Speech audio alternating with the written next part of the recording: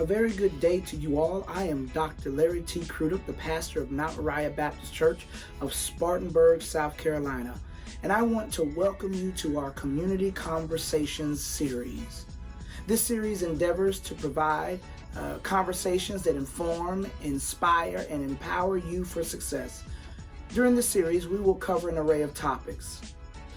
This month, we will converse with Dr. Paulette Porter Hallman and Dr. Gary Jordan as they talk with us about grief. I'm sure that most, if not all of us, have lost someone that was dear to us, especially during COVID. To be honest, even people that we barely know who pass away can bring about grief. Celebrities that we have followed through their career, or a thought leader that inspired you. Grief shows up in surprising ways, but it can be managed and you can find support. So stop, watch, and listen as we discuss grief. We hope that these conversations will help you in some way. Don't forget to like this video, share this video, and comment in the comment section below.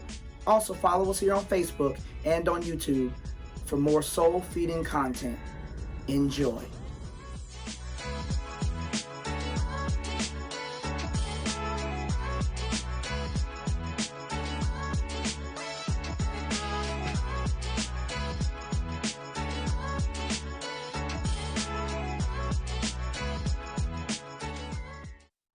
Hello, and welcome to Community Conversations.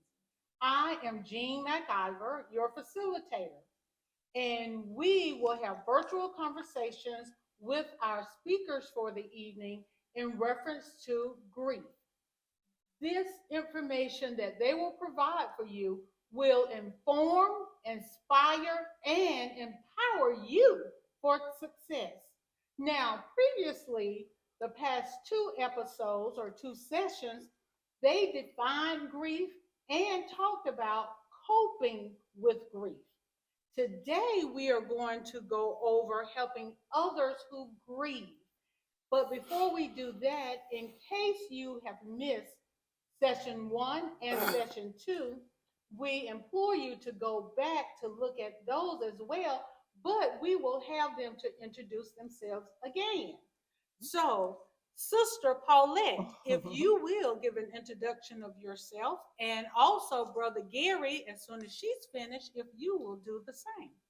All right. Good evening, and thank you for having us. My name is Paulette Porter Hallman. I am one of the ministers here at Mount Moriah Baptist Church. I also am a member of the Mount Moriah Baptist Church Spiritual Counseling Team. I graduated from Gardner-Webb University, earned a Doctor of Ministry degree from there. My husband is James Hallman, and I have 3 children and 5 beautiful grandchildren. Amen. Amen.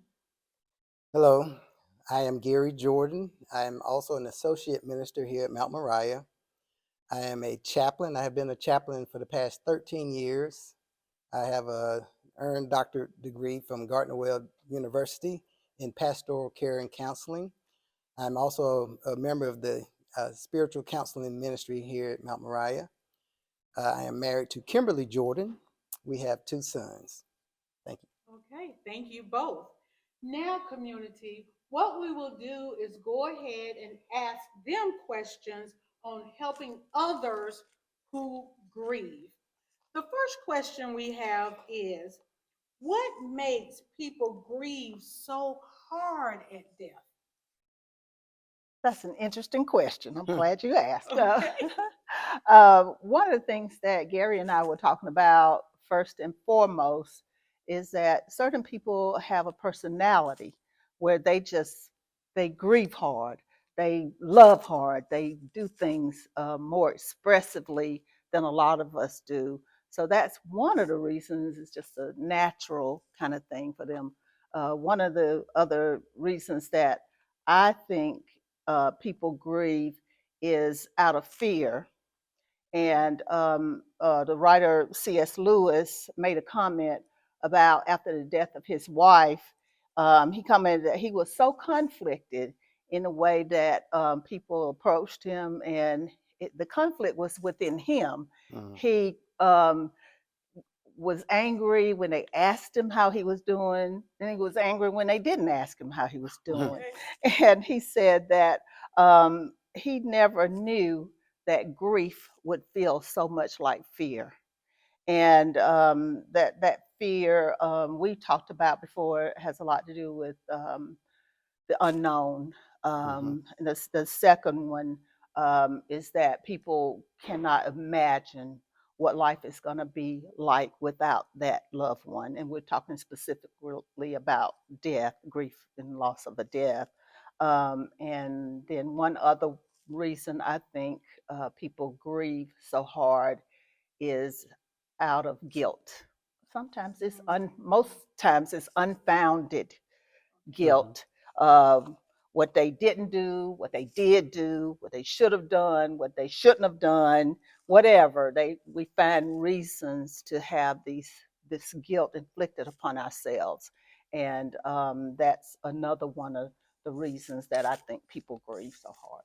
And, and so Paulette gave some great examples, and just kind of go back to remember as we talk about grief, it's unique for the individual.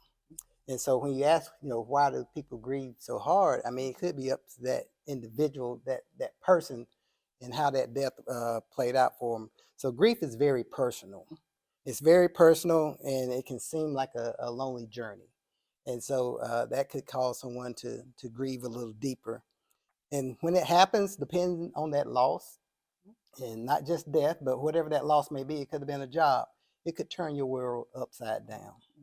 And anytime your world is flipped upside down, I mean, that's just such a disarray that you may have. It can be confusing.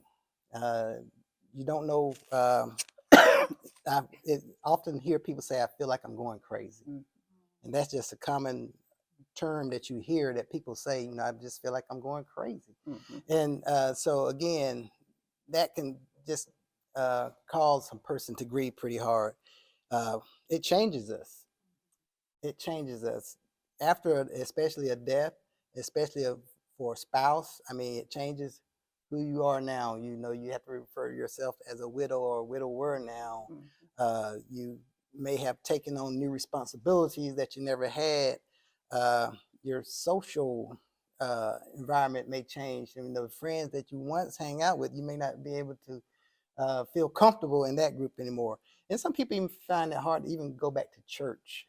And that's sad, but that's part of their struggle, and that's part of their progress as they're trying to go through their grief.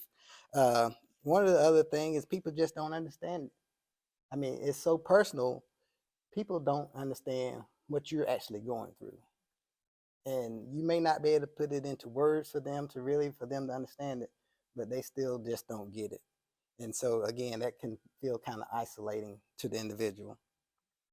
And as Paulette kind of said already, to grieve hard is because you love hard. You love so deeply, and you grieve deeply. One last one that I just thought about was that it's something that's learned. We see it in our own cultures and in our environments, in our homes, and so people grieve so hard. So that's what we think we're supposed to do. It's kind of a cultural kind of response. Sometimes people grieve so hard that way. We were talking about how they even in some religions or whatever, they bring in mourners, and I've only seen it on TV, but I see they come in and they're just grieving so hard, and so it's in some cultures it's expected, so. And didn't back in biblical times, and you all can correct me, they had like I do not want to say professional mourners, but Well, they did have mourners. They had mourners. okay, so that is still into play today. It is what you're is. saying. Okay, I did not realize that. Okay, so the next thing is, how do we help others who are experiencing grief? How do we help them? Okay. And so as I would just want to also remind people of the definition that Paulette gave when we're talking about grief, and it's that loss, suffering, and disappointment that people are responding to. So it's that response to loss, suffering, and disappointment. And since our last session, I was thinking about trauma as well, Yes. because any of those events can really impact a person. Mm. And so when we also talked about how we all have experienced some type of loss, suffering, and disappointment. And so in that sense, if I, in my experience with my own loss, suffering, disappointment, or maybe trauma, if I have found a way to heal from that experience, I'm now in a position to help someone else heal from their loss, suffering, disappointment, or maybe trauma. I want to share something from a gentleman named Henry Nouwen. Henry Nouwen is the author of a book that I was first introduced to called The Wounded Healer. And he's written several books, but I want to share this quote from Henry Nouwen. It says, nobody escapes being wounded.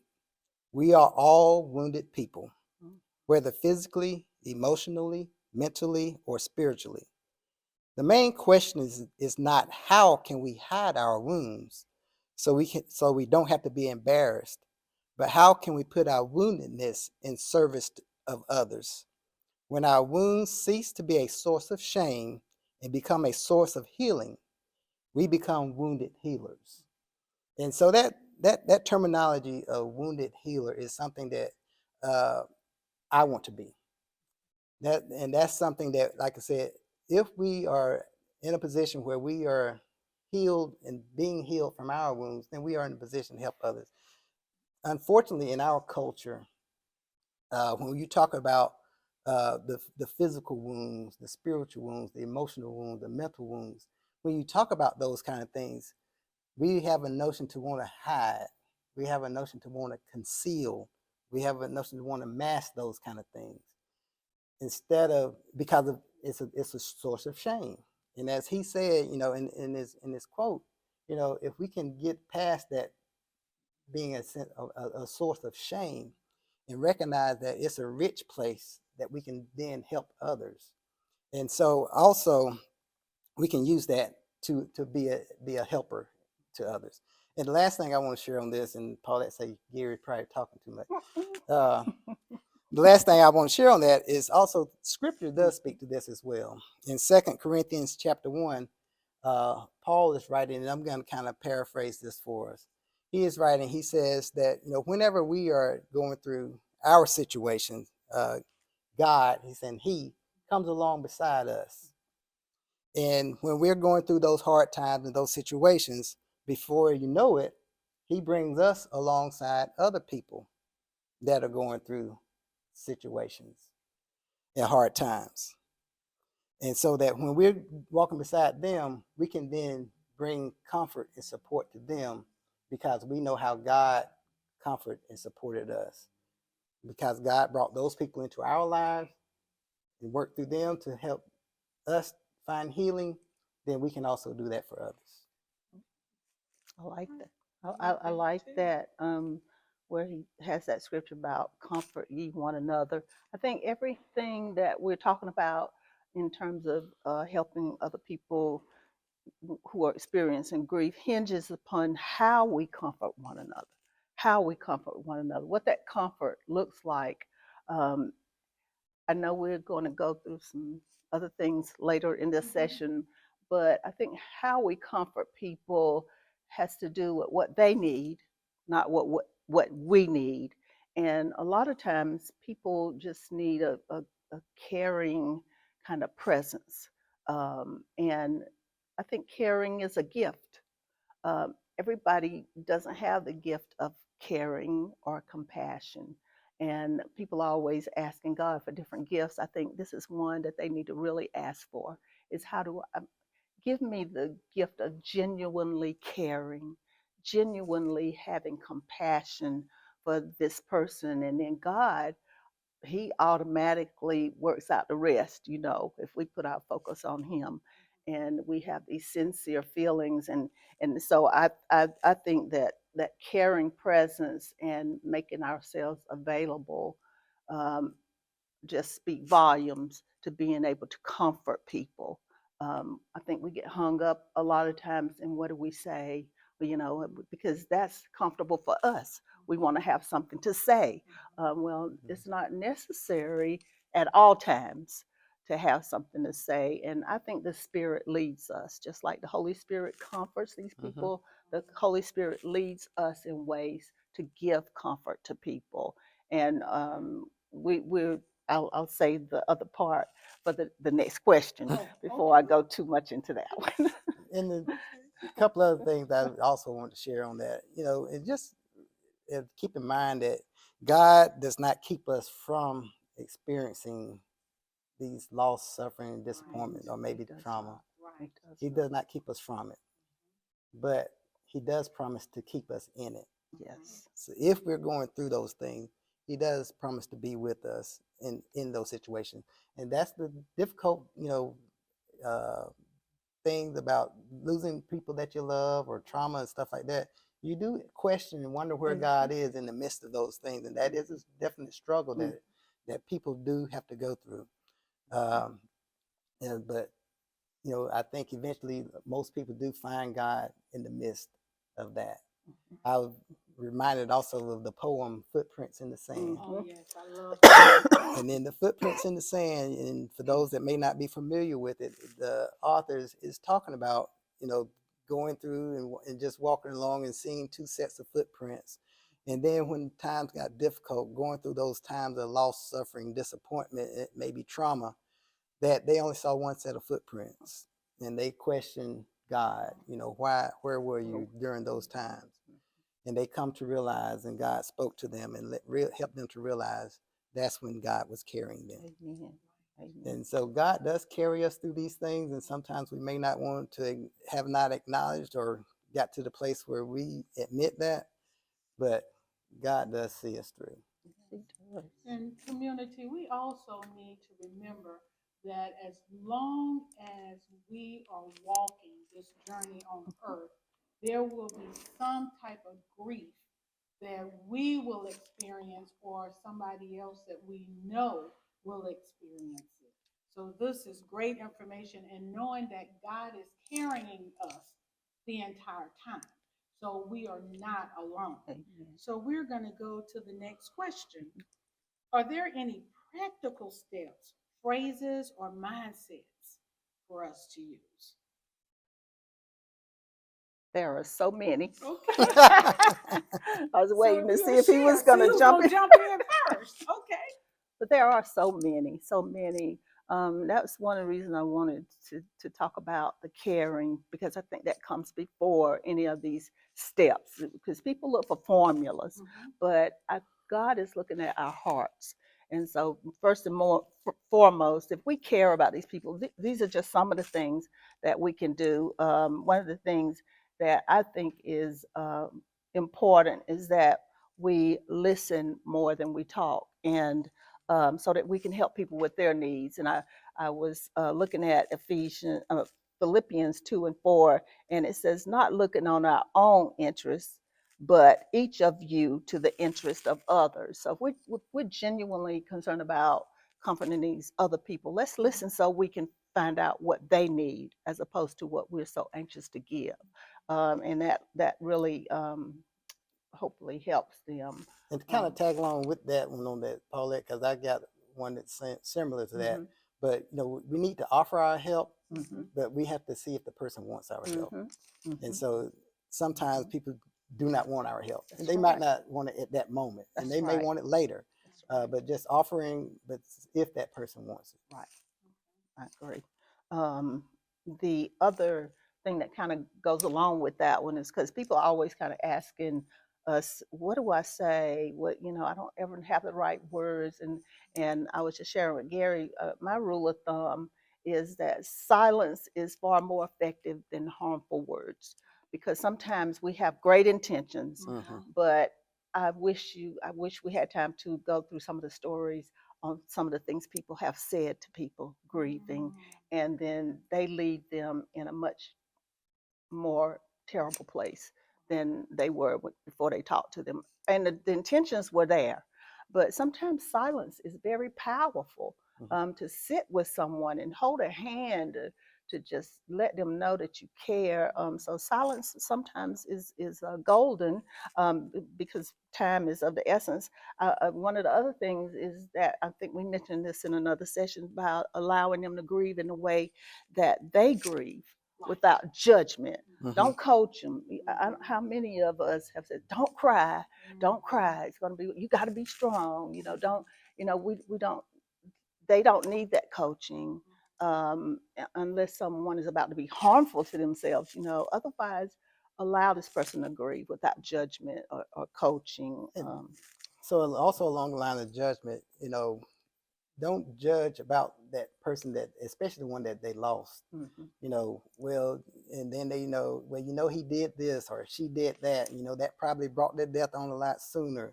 Doing those kind of things are not helpful to the grieving process.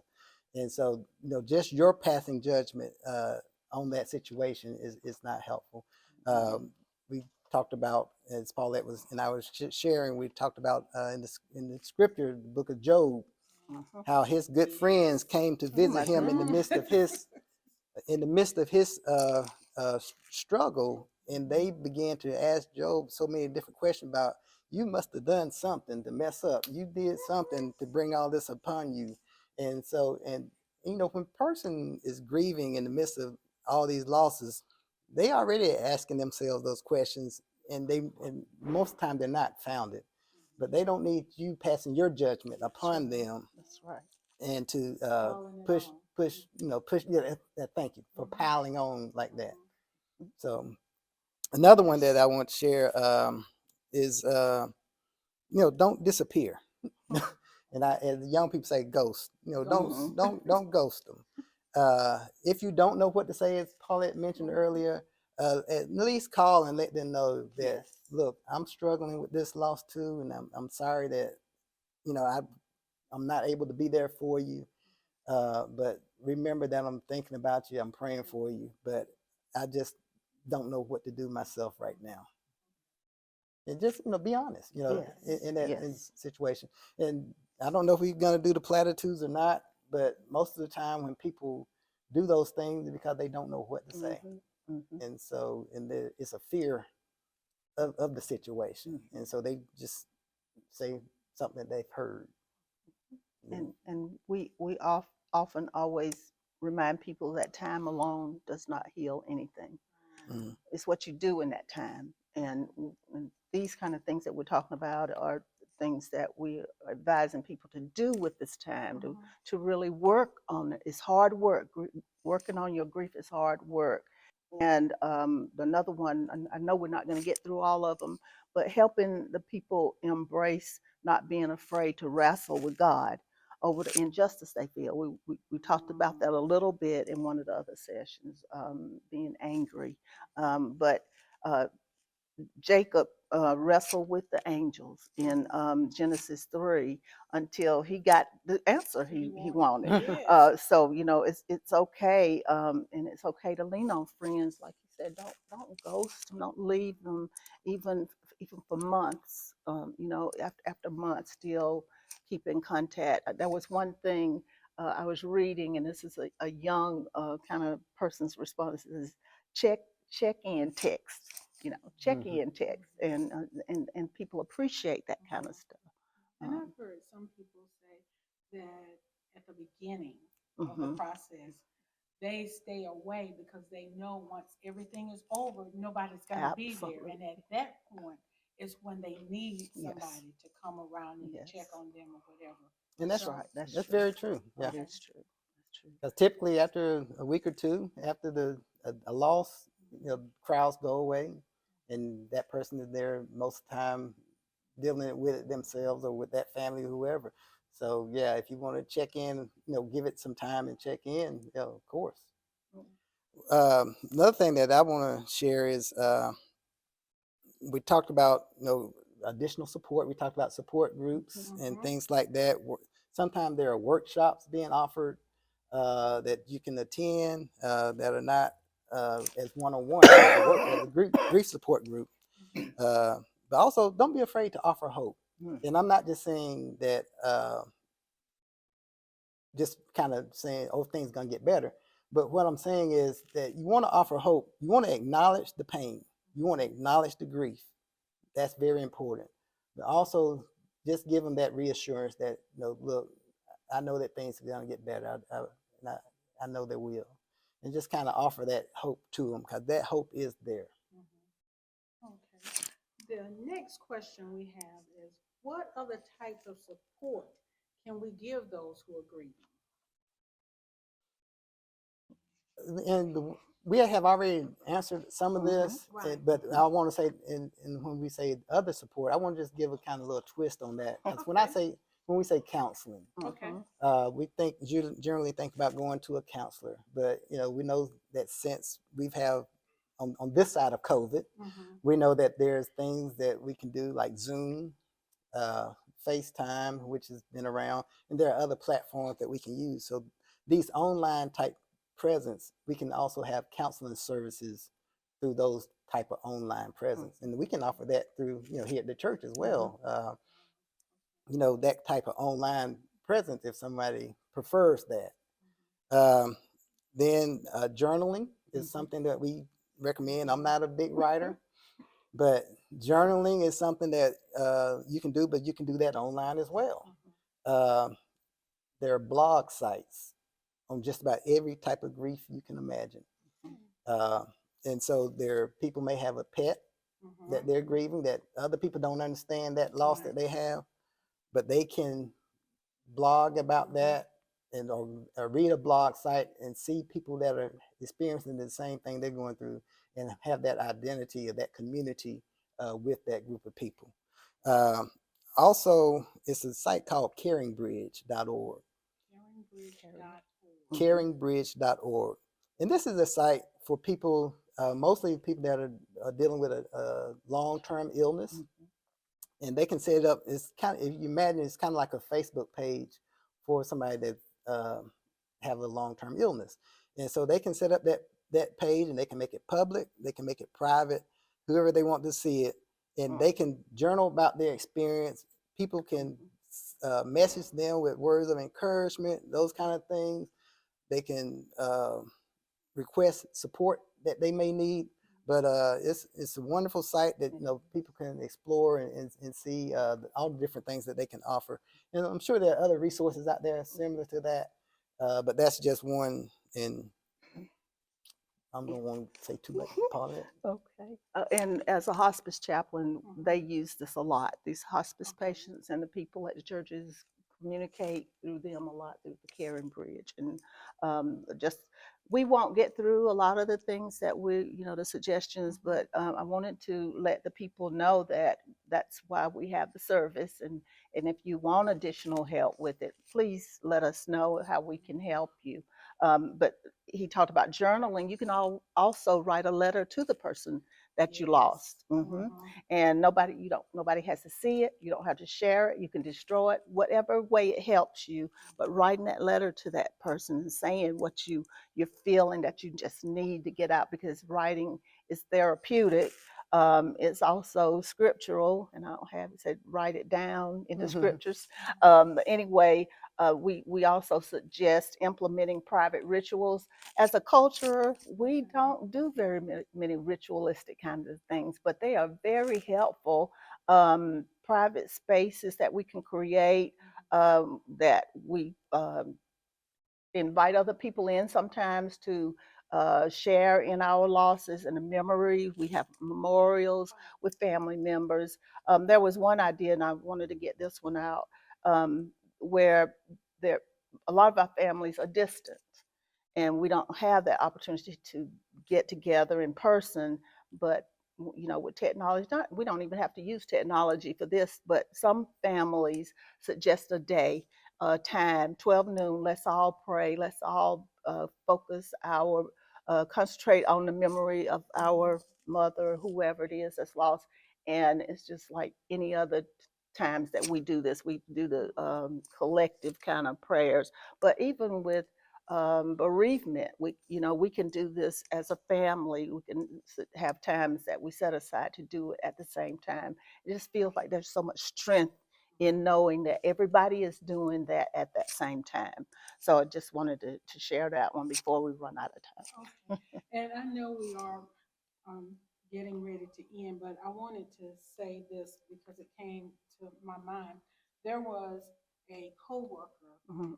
that transitioned, and her family had a memorial at her home. Mhm. And what they did is they had a cookout. Mhm. And so we all went to the Mhm. cookout, and the pictures were up, Mhm. and we talked about, we shared the memories. And before we left, they gave each of us a pack of sunflowers Mhm. so that we Mhm. could plant it, and when Mhm. it grows, we could Mm-hmm. still Remember. remember her. Right. And I just thought that was Mhm. wonderful. Mm-hmm. So there are different ways to Absolutely. do this, and thank you Absolutely. guys for sharing that. Yes. And on behalf of our pastor, Dr. Larry T. Crudup, and the Mount Moriah Baptist Church family, and our community, we want to say thank you for sharing your expertise, sharing your knowledge and your skills with us on grief, because we know that we all, at some point, whether it's an animal, a Mhm. pet, or a spouse, or a sibling,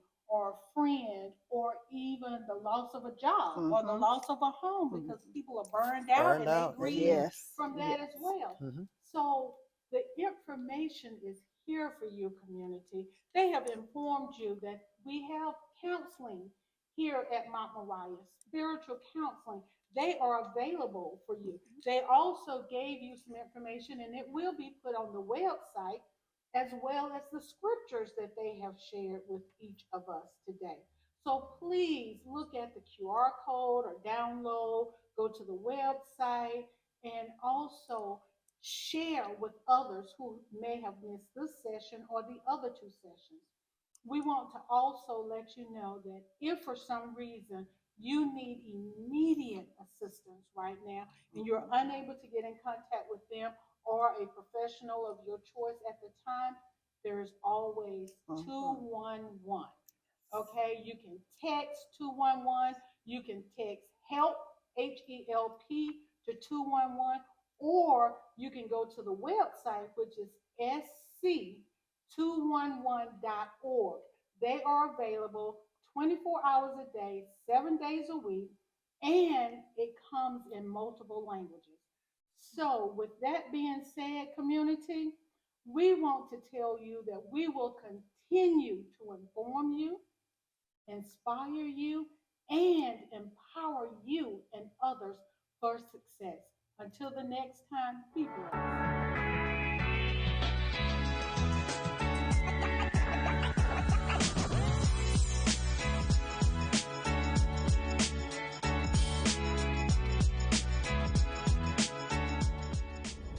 We hope that this community conversation has been informative, inspiring, and empowering.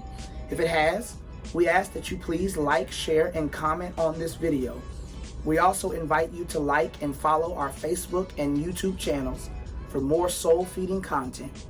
We'll see you next time for our community conversation.